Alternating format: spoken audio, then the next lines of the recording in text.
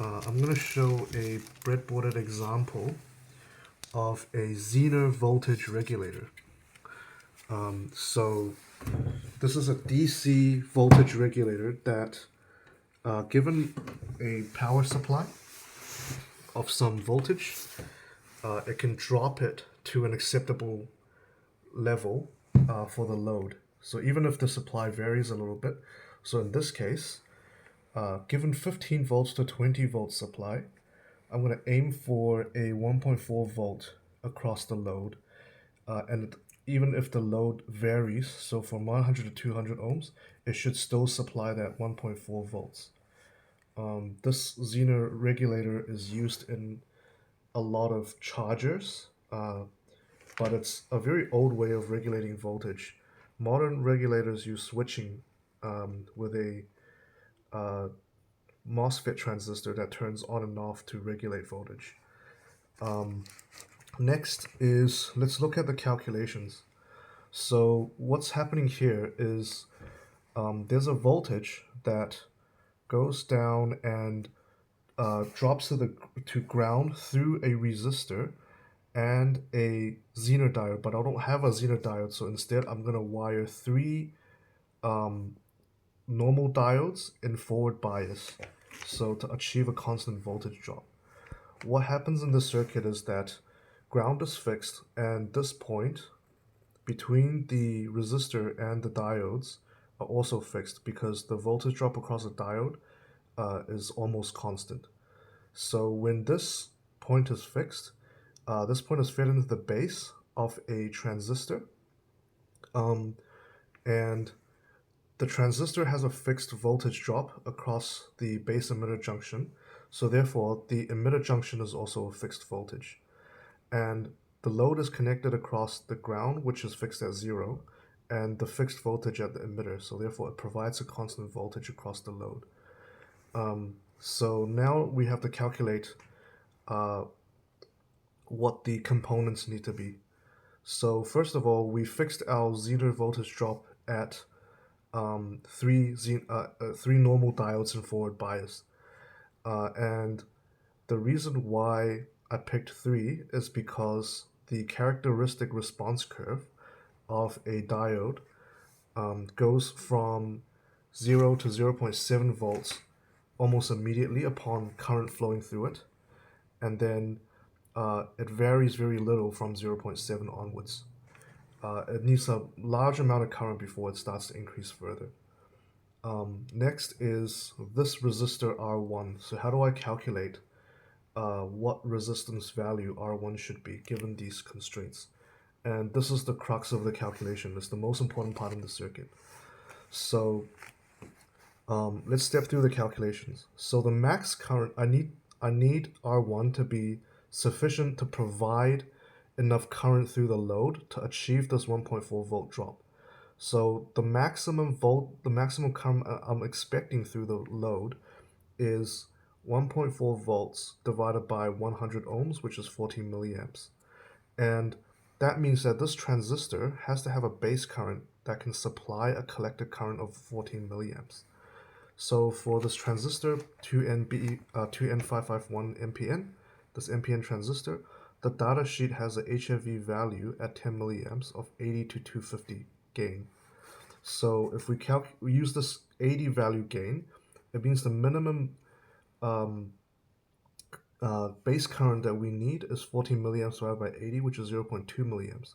So here we'll need 0.2 milliamps to flow through the base. Now, how do we determine R1 based on the 0.2 milliamps? We need to determine what characteristic response curve is acceptable for this diode here. So we want it to maintain at 2.1 volts. And if you search up the diode data sheet, so this diode I'm using is 1N4148. The data sheet says that at 0.7 forward voltage drop, the forward current is actually 5 milliamps to achieve that, which means that there needs to be 5 milliamps flowing through here, through this junction, to achieve 2.1 volts drop. And therefore, the current through R1 needs to be 5 plus 0.2, which is 5.2 milliamps. And so we can use that to calculate the resistance, which is the voltage drop across the resistor divided by the current through the resistor. So that's 15 minus 2.1 over 5.2, which gives a value of 2,480 ohms. So the closest value that we have to that in my set is 2.2K, which means that this resistor, so here's the setup. This resistor is a 2.2K resistor. Here's the 3 diodes and forward bias. This is the transistor with the base connected to this to the junction, and then this is the load. So let's try and test it. So with a 100 ohm load, we're gonna give it 20 volts, and hopefully we can observe a 1.4 volt drop across the load. So let's start, and then we're gonna measure the voltage drop across the load. And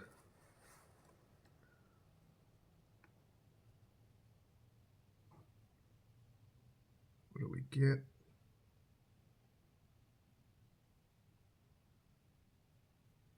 Hang on. Yep, we got 1.36 volts. Very close. Next, let's try to vary the voltage. So we'll go with a 15 volt supply now.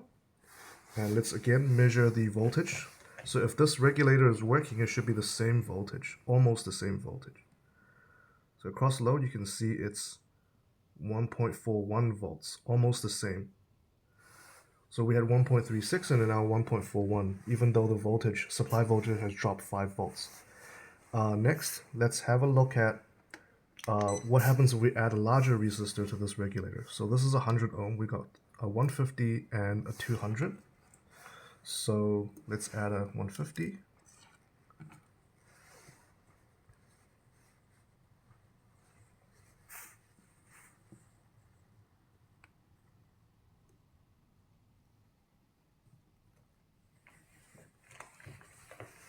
And we'll turn on the voltage at 15 volts like before. And we get 1.34 volts, almost the same as the 1.4 before. Lastly, let's try with the 200 volts. So now resistance has doubled. In an unregulated circuit, this would mean that the voltage, if we used another resistor, would be quite different. So let's have a look. And we again get 1.3536. So again, close to 1.4. And yeah, that's the zener regulator. Now, lastly, I want to just mention some things that I found when I was building the circuit.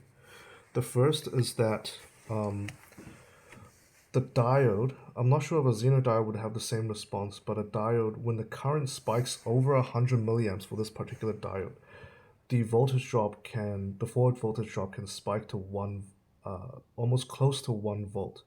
So it actually varies quite a bit. The second thing is that I wondered why this transistor is actually needed.